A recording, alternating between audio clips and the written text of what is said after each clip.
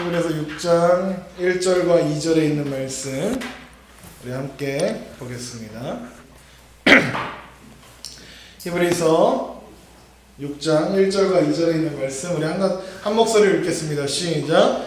그러므로 우리가 그리스도의 도의 초보를 버리고 죽은 행실을 회개함과 하나님께 대한 신앙과 세례들과 안수와 죽은 자의 부활과 영원한 심판에 관한 교훈의 털을 다시 닫지 말고 완전한 대로 나아갈지니라. 아멘.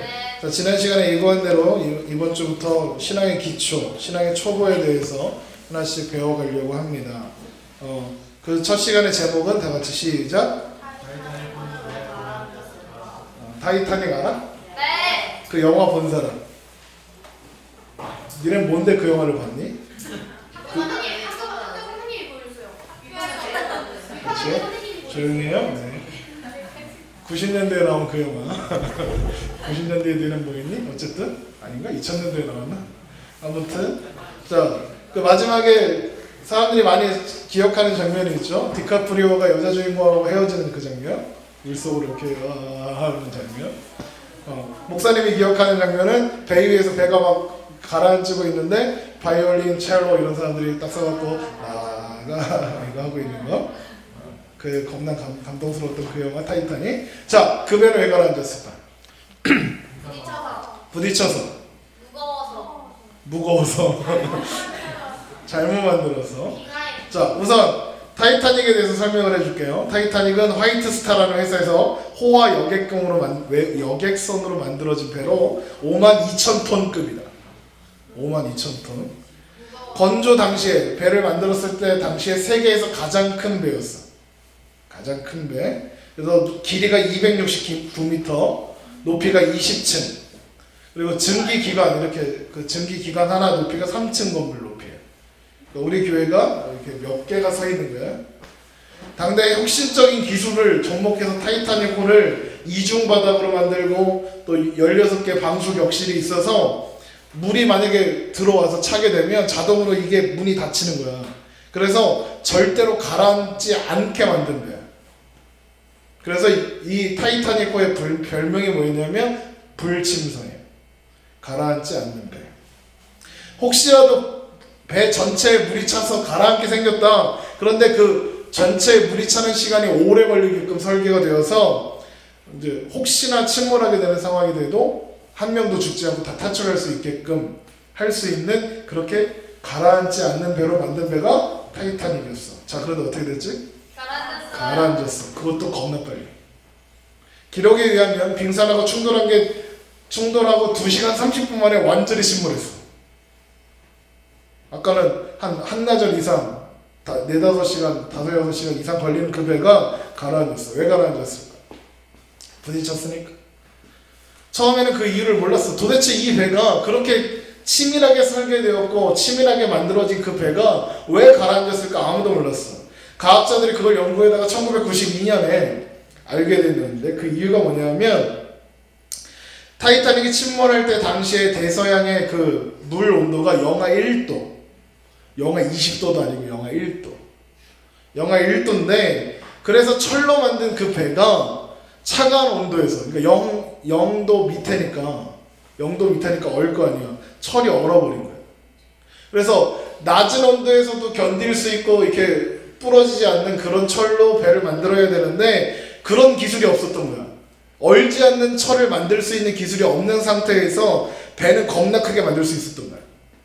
그래서 배의 어떤 부분만 충돌하면 배는 거기만 찢어져 갖고 거기만 이렇게 구멍이 작게 나야 전체적으로 문제가 안 생기는데 여기에 물이 들어오니까 다른 괜찮았던 부분들도 물이 차면서 차가워졌을 거 아니야. 깨져버리는 거야, 철이.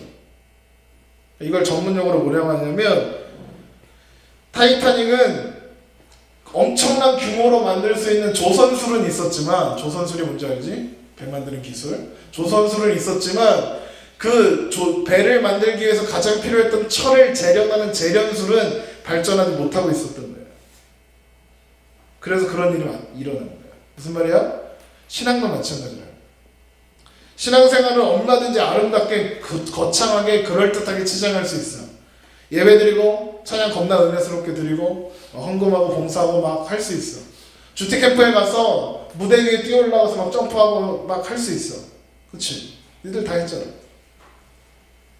그런데 위기가 왔을 때 그게 전부였다면, 그게 전부면 문제가 생기거나 어려움이 닥치거나 고난이 왔거나 이 위기가 올 때 다 무너져 버려.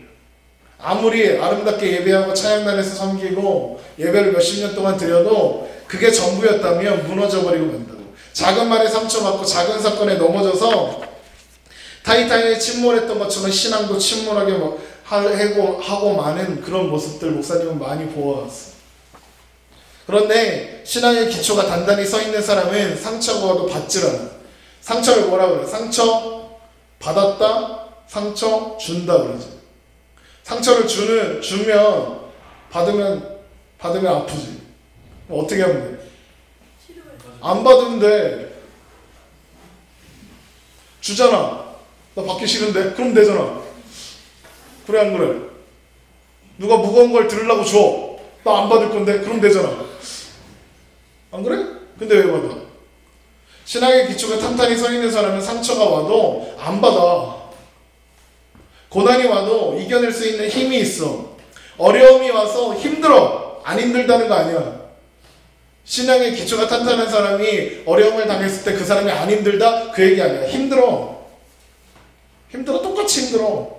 그런데 믿음의 기초가 단단히 서 있는 사람은 그 힘든 가운데서도 인도하시는 하나님을 볼 줄 알아. 그래서 포기하지 않는다.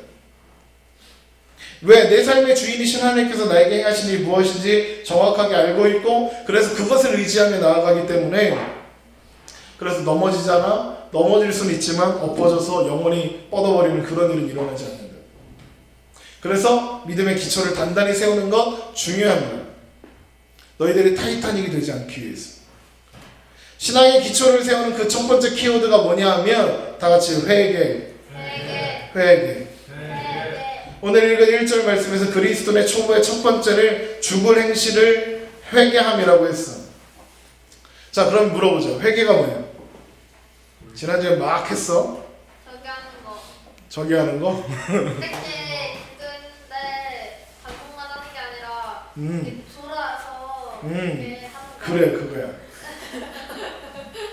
구체적인 변화가 있는 것, 적극적인 태도의 변화가 있는 걸 회개라고 하는 거야. 회개는 신앙의 가장 기초적인 시작점이에요. 그래서 예수님의 오심을 예비했던 선지자가 있어. 누구야? 요한. 별명은 뭐야? 세례 요한. 세례 요한이 광야에서 외치면서 매일 뭐라고 했게? 회개하라. 천국이 가까웠느니라. 다 같이 회개하라. 천국이 가까웠느니라. 시작. 회개하라. 천국이 가까웠느니라. 회개. 예수님이 세례 요한에게 세례를 받고 말씀 사역을 시작할 때 제일 먼저 선포했던 게 뭐게? 회개하라. 천국이 가까웠습니다. 용인중학교 학생부 여러분, 회개하라. 천국이 가까웠습니다. 내 입술에 더러운 말고 내 마음에 그 불만들과 불평 회개할지어다. 아멘. 자, 회개는 누가 하는 거야? 내가. 죄 있는 사람이 하는 거지. 너도 맞지. 왜? 너는 죄 있으니까. 네. 모든 사람이 해야 합니다. 그죠? 모든 사람이 죄를 범했으면 하나님의 영광에 이르지 못하더니 목사님이 맨날 얘기하는 거지. 목사님이 이렇게 얘기하면 어떤 사람들을 질문하죠. 강난하기 너 죄인이에요? 죄인이에요? 아니에요? 맞아요. 여러분 잘 배웠으니까 알죠? 우리는 갓난아기도 죄인입니다. 그 대표적인 애가 누구라고? 우리 집에서 뛰어다니고 있는 개. 이마윤이라고 개. 증거를 대지 않아도 개. 걔는 죄인이야. 내 딸이지만 정말 죄인이야. 사람은 누구나 태어날 때부터 죄인이에요. 내가 죄악 중에 출생아이였으며 어머니가 죄 중에서 나를 잉태하였느냐. 다윗의 고백입니다. 그렇게 사람은 죄를 지을 수밖에 없는 상태에서 태어나서 그렇게 살아. 어린아이가 죄를 짓지 않는다. 아니야. 죄를 지을 힘이 없을 뿐이에요. 죄를 안 짓는 게 아니라 그 죄의 근원을 추적해보면 아담까지 올라가고 아담의 죄 때문에 그 후손인 모든 사람은 죄인이 되고 말았어. 아담이 왜 죄인이야? 선악과를 따먹었어. 선악과를 따먹은 게 왜 죄야?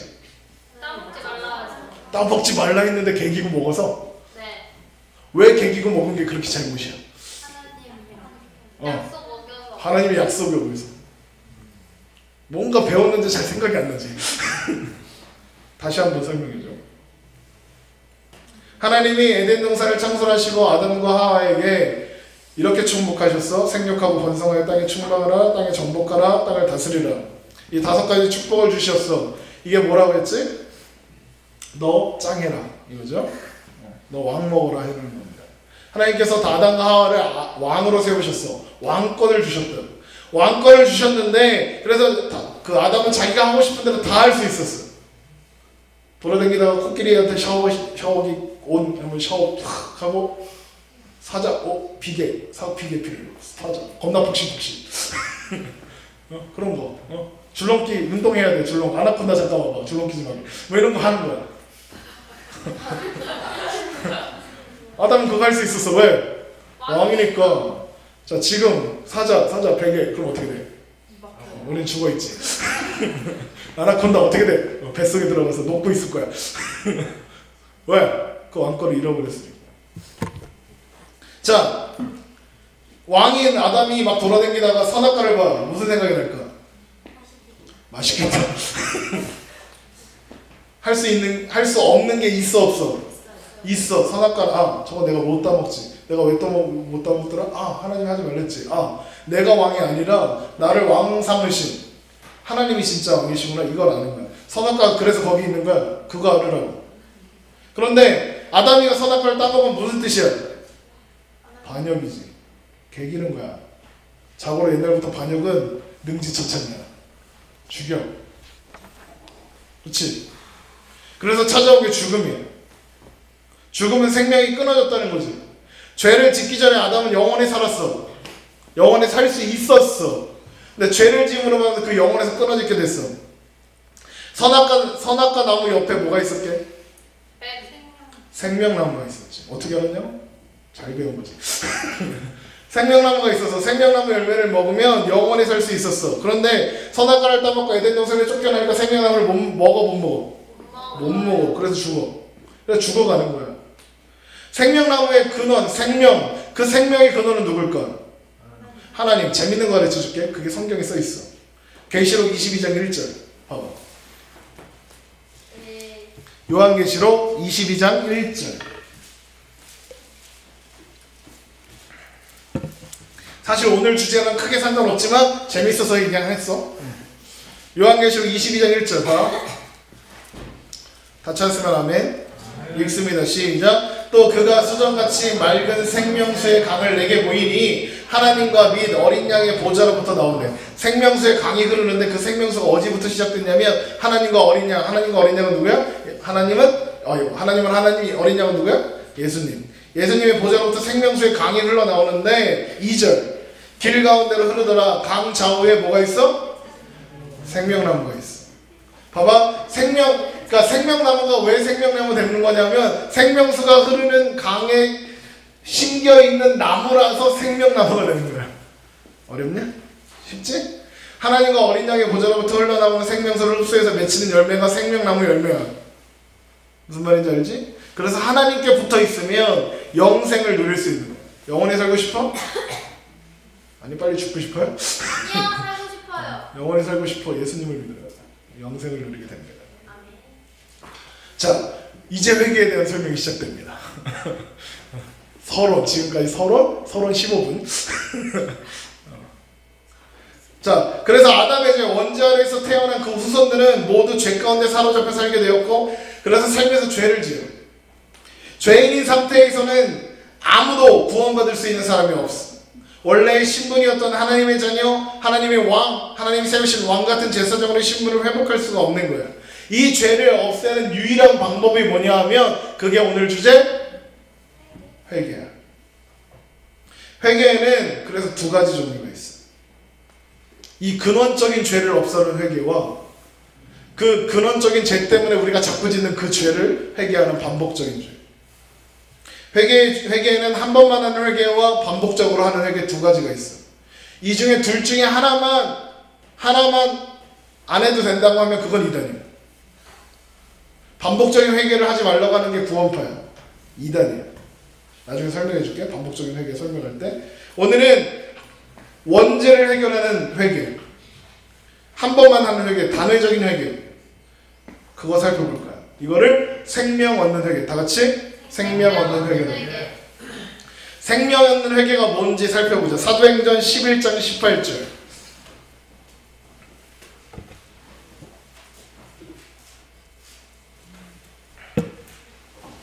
사도행전 11장 18절. 빨리 찾아. 시간 없어. 성경책 그렇게 민기적 찾고 있을 시간이 없어. 빨리 찾아.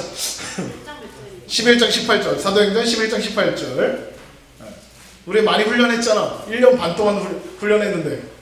자, 사도행전 11장 18절 시작. 그들이 이 말을 듣고 잠잠하여 하나님께 영광을 돌려 이르되 그러면 하나님께서 이방인에게도 생명 얻는 회개를 주셨도다. 생명 얻는 회개 여기 나오지.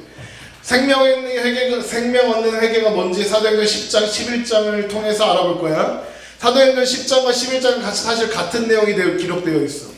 10장은 실제 사건의 기록이고 11장은 베드로가 이런 일이 있었어 얘들아 라고 설명하는 내용이야. 자 봅시다. 사도행전 10장 1절과 2절을 봅니다. 사도행전 10장 한 장만 넘기면 되잖아. 뭘 이렇게 많이 왔다 갔다 해. 사도행전 10장 1절과 2절 시작. 가이사랴에 고넬료라 하는 사람이 있으니 이달리아 부대라 하는 군대의 백부장이라. 그가 경건하여 온 지방과 더불어 하나님을 경외하며 백성을 많이 구제하고 하나님께 항상 기도했대. 자, 고넬료라는 사람이 있었어. 어떻게 생겼는지 모르겠는데 그 사람 대단한 사람이야. 백부장이야. 경건한 사람이고 하나님을 경외하고 구제도 많이 하고 기도도 매일 하고 환상도 봐. 신앙생활의 모습이 다 있지.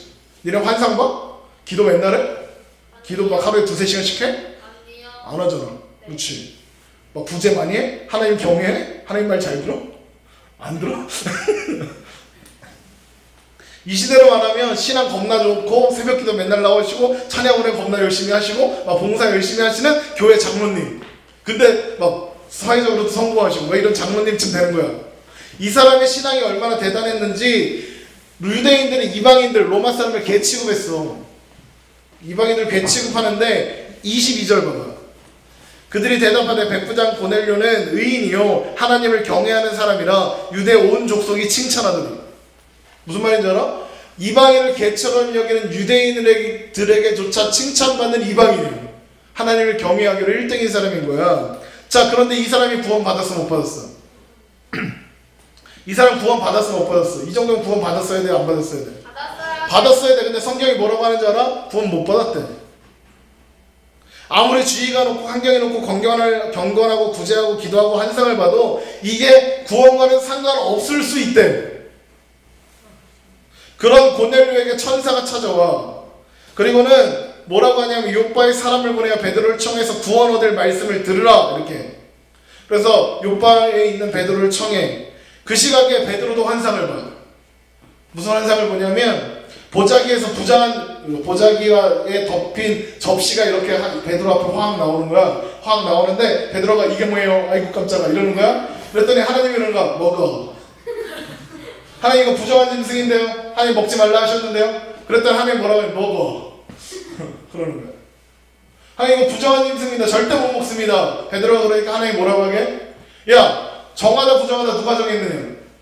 내가. 베드로가 누가 그랬게? 베드로가 하나님이요. 지금 누가 먹으라 그러니? 하나님이요. 그럼 먹어도 되겠네. 이러고 딱 그랬는데 정신 차리고 보니까 요바에 머물고 있는 베드로에게 고넬료의 신하가 찾아와갖고 청해. 오래 와달래. 그래서 베드로가 이방인에게 복음을 전하라고 하시는구나 깨닫고 가는 거예요. 당시에만 해도 유대인들 중에서 이방인에게 복음을 전해지는 걸 상당히 꺼리던 사람들도 많았어. 이방인에게 복음이 전해지면 안 된다고 생각하는 사람들도 있었다고. 그런 베드로에게 지금 천사가 고넬료에게 가서 전하라 하는 거예요. 자, 갔더니 고넬료가 그래. 10장 33절 원맨쇼 하고 있는 것 같아?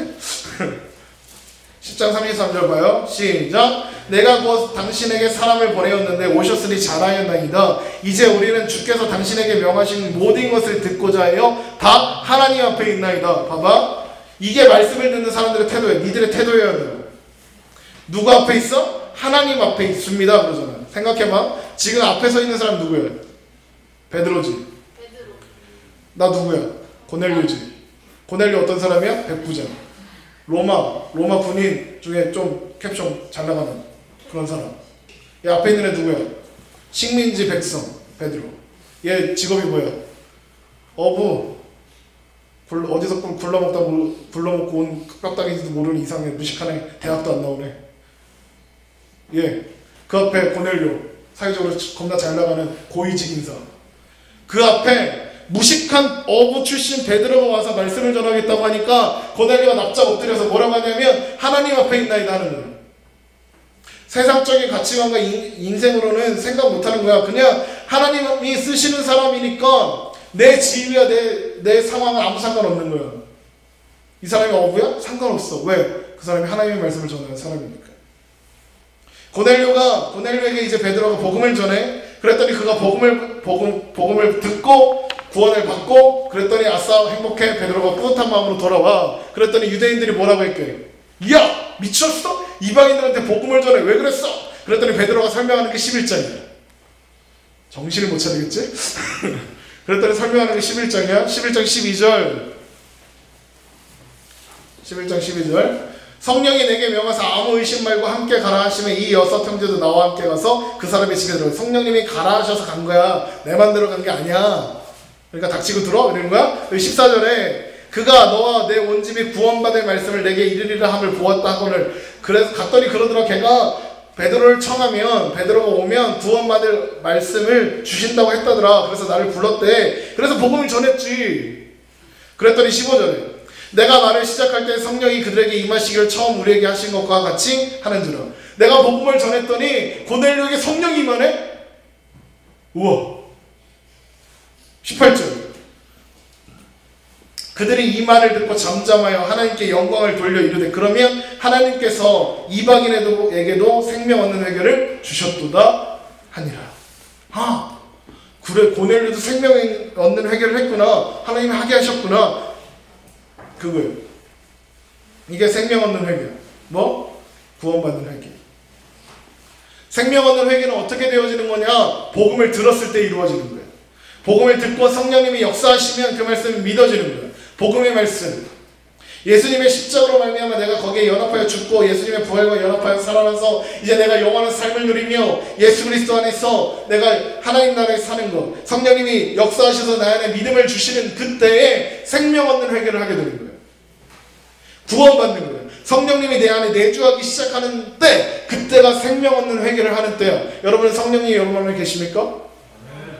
계시면 여러분 생명 얻는 회개를 통과한 거지. 이걸 통과하지 않았으면 여러분은 아직 구원받은 게 아닌 거예요. 교회를 평생 다녔지만 구원은 나랑 상관없는 거예요. 내가 예수님을 믿노라 말하지만 이 생명 얻는 회개를 통과하여 성령님이 내 안에 계시지 않는다면 나는 구원받은 게 아닌 거예요. 점검해야 돼. 요한복음 5장 24절 내가 진실로 진실로 너에게 이르노니 내 말을 듣고 또 나 보내신 이를 믿는 자는 영생을 얻었고 심판에 이르지 아니하느니 사망에서 생명으로 옮겼느니라. 2013년 겨울 수련회 때 외웠던 말씀이잖아. 왜 처음 듣는 말씀처럼 쳐다보고 있어. 이 말씀 예수님을 믿는 자는 사망에서 생명으로 옮겼다. 심판을 이르지 않는다. 영생을 얻었다. 이 말씀이 내 말씀인지 점검을 하고. 요한복음 3장 16절 시작. 요한복음 3장 16절 시작.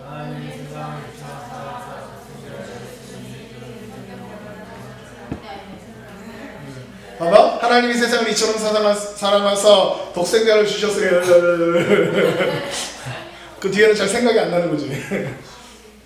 따라해. 하나님이 세상을 이처럼 사랑하사 독생자를 주셨으니 이는 그를 믿는 자마다 멸망하지 않고 영생을 얻게 하려 하시니라.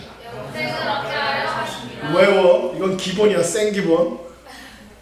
이걸 그냥 암송할 뿐만 아니라 이것이 정말 내 이야기인지 내 안에 예수님이 계시는지 그래서 자꾸 내 인생을 예수님이 귀찮게 하시는지. 예수님이 인생을 귀찮게 하는 게 무슨 의미인지는 나중에 알려줄게. 니들 인생을 겁나 귀찮게 하고 계셔. 토요일날 놀러가고 싶은데 예배 오게 자꾸 하나님이 자꾸 예배 안 가면 왠지 뒤통수 간질간질하고 뒤통수 맞을 것 같고 에버랜드 갔다가 뒤에 괜히 다리 부러질 것 같고 그런 미안하다. 내가 지금 약간 흥분했다? 내 인생에 예수님이 주인 되어 주셔서 내 인생을 이끌어 가고 계시는지 점검해야 합니다. 내가 진정하게 생명 얻는 회개를 통과하여 거듭난 하나님의 자녀가 되었는지 확인하고 점검해야 하는 거예요. 여러분이 복음, 예수 그리스도의 십자가 부활을 믿고 있는지 점검하라고. 그 복음이 정말 너희들의 것인지, 나의 신앙 고백이 복음이라는 그 반석 위에 서 있는 것이 확실한지 점검해야 하는 거예요. 이걸 통과하지 않으면 앞으로 나아갈 수가 없어. 목사님 그냥 맨날 하는 소리 지겹지도 않으세요? 그냥 대충 하고 넘어가요. 그럼 안 된다고. 이걸 통과하지 않으면, 이걸 그냥 넘어가면 그 위에 신앙적인 행위만 쌓고 찬양하고 예배하고 기도하는 것만 쌓으면 결국에 마지막 날에 어떻게 되냐면 마태복음 7장 21절 찾아봐. 마태복음 7장 21절 이렇게 돼요. 마태복음 7장 21절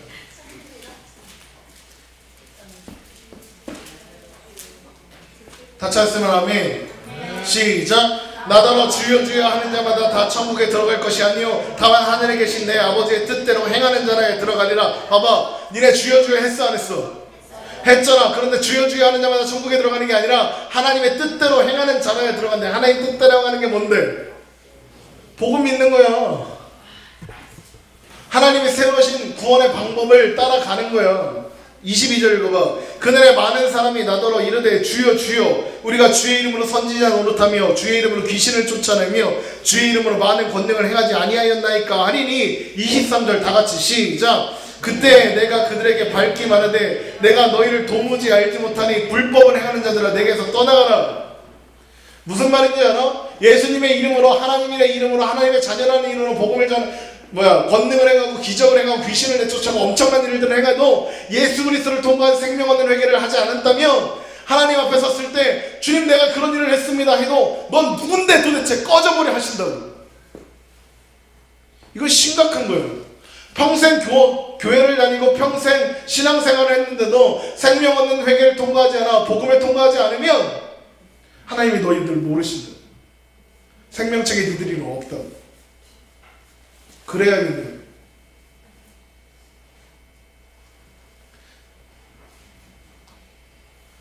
이걸 통과하지 않으면 우리는 하나님과 전혀 상관없는 여전히 죄 가운데 사는 사람이에요.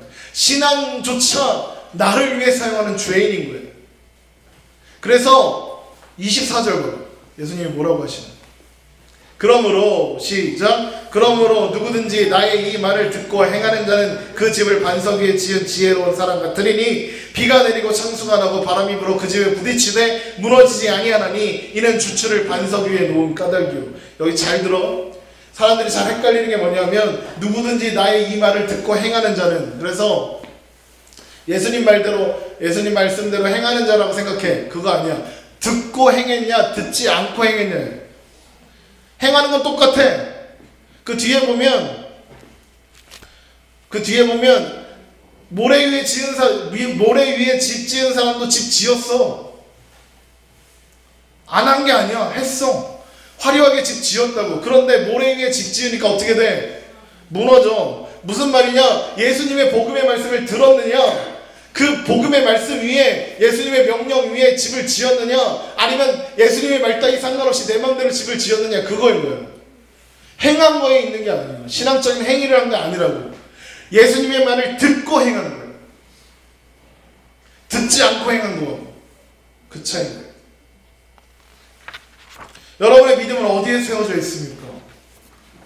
여러분의 믿음이 예수 그리스도의 말씀, 복음의 말씀 위에 세워져 있는지 점검하라고. 생명 얻는 회개를 통과한 진짜 믿음을 내가 갖고 있는지 점검하고 확인해 보기 바랍니다. 목사님이 왜 저 인간은 앞에서 저렇게 흥분해갖고 떠들고 있는지 알으라고. 예수님의 말씀을 듣고 해야 반석 위에 믿음, 반석 위에 선 믿음이요 신앙인 거예요. 교회 열심히 다닌다고 온전한 믿음 아니라고. 복음을 듣고 그리고 행해야, 우리의 믿음을 복음의 반석 위에 세워야 그게 진짜 믿음이에요. 그게 우리의 첫 번째 신앙의 기초입니다. 그런 복음을 여러분 마음에 새기는 주의 백성들 되기를 주님의 이름으로 축원합니다. 기도합시다. 사랑의 하나님 감사합니다.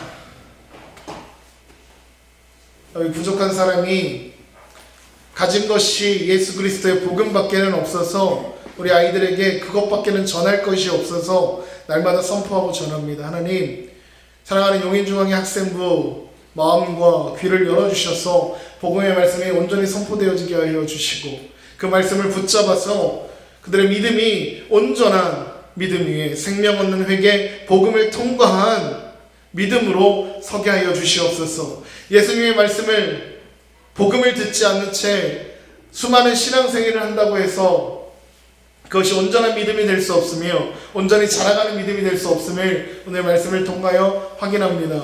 하나님, 타이타닉이란 큰 배가 튼튼한 철로 만들지 못했을 때 무너져 버렸던 것처럼 우리의 신앙도 튼튼한 기초 위에 서지 아니하면 무너져 버리고 맙니다.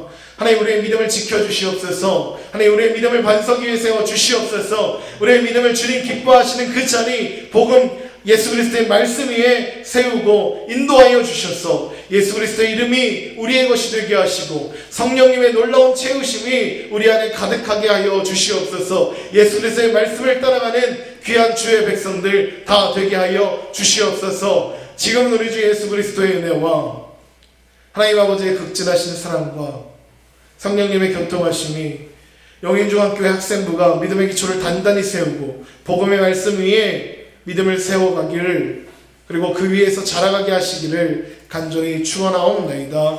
아멘.